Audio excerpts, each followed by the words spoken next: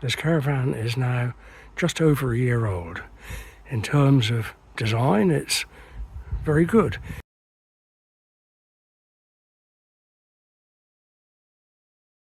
In terms of build quality, it's very, very disappointing. In fact, I think the name Challenger must be because it's a challenge to own one of these. That video was recorded a year after buying the Swift. It's getting on for 2 years now. We've had 3 months holiday in Italy, another 3 months in Spain, and numerous trips around the UK. So, how have things fared in that time? On the plus side, the layout is excellent. Comfortable bed, big wardrobes, good heating and lighting. And you can judge that sort of thing by going to a caravan show to look at the vans or going to a dealership. The negative side is more difficult to judge before you buy a caravan. So let's have a look at that. I've been caravanning for over 50 years. And all the caravans we've had have had 1 or 2 issues with them, except perhaps the Bursner, and I can't remember having any issues with that in 10 years of owning it. But let's have a quick whiz, a very quick whiz, through the issues to date with the Swift Caravan. I'll leave it to you to decide whether these are acceptable issues or not. So why am I recording in this room instead of outside the caravan as you would expect? 2 reasons. One is it's winter and it's cold out there. The other is that the caravan is at the dealership, having warranty issues dealt with. So, here goes. Hold on tight. Design issues. Failed gas bottle clamps. The screws pull out, leaving the bottles rattling around in the locker. Leaking locker. Unsuitable seals mean that it's not watertight.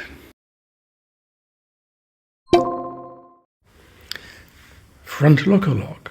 There's nothing on the bodywork for the mechanism to locate against, so it just pulls open.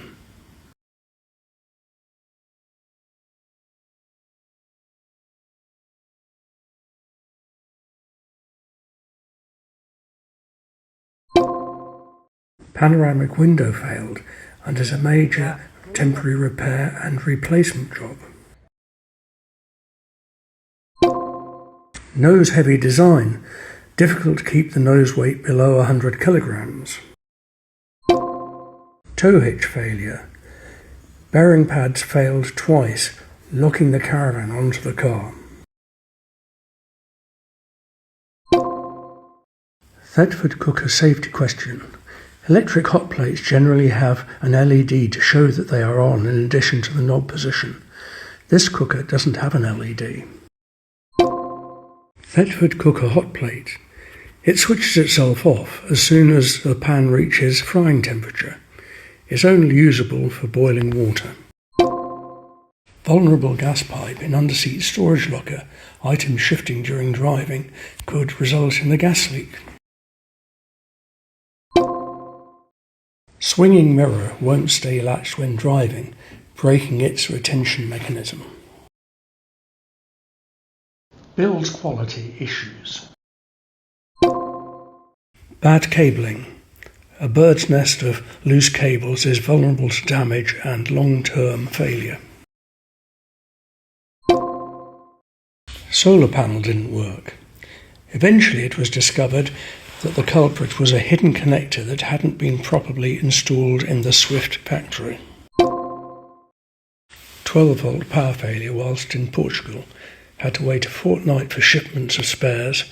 Culprit turned out to be poor assembly at the Swift factory.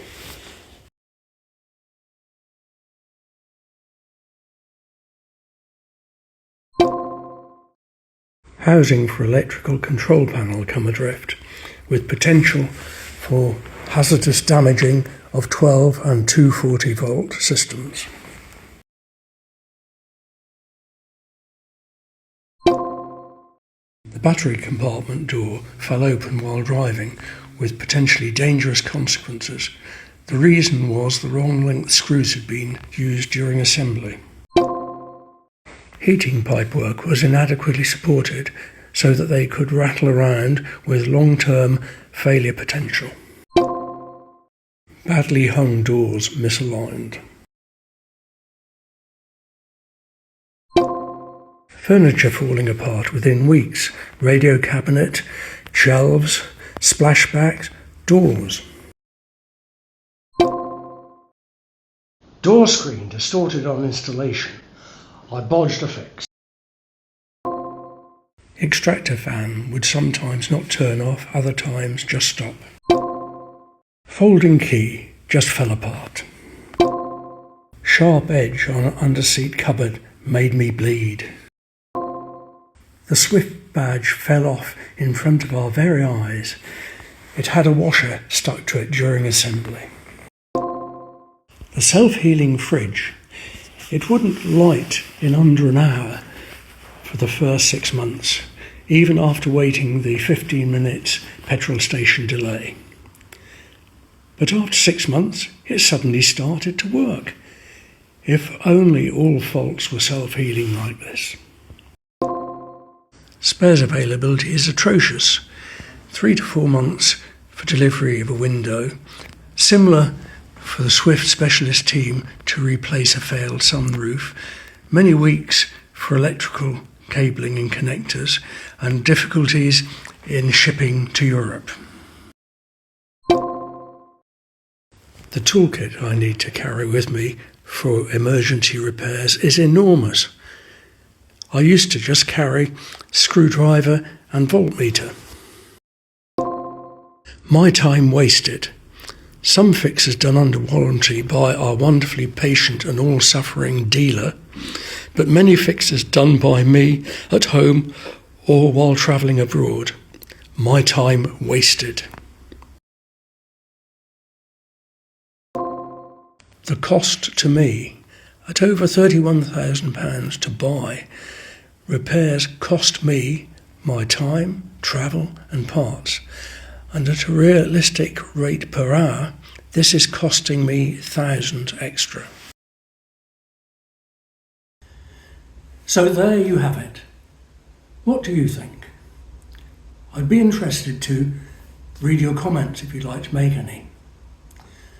There's a little bit more to this video. I've been looking at what other people and other organisations think about this.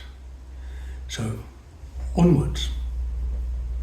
So what do the review sites say about Swift?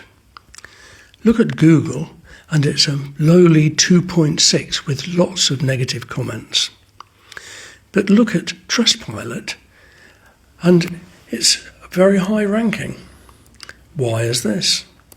I think reading Trustpilot's declaration of how they do the ranking makes some very interesting reading. Caravan clubs presumably operate for the benefit of their members. So are they taking manufacturers to task if their products fall short? National Caravan Council approved manufacturer sticker is on the caravan. What does approved manufacturer actually mean?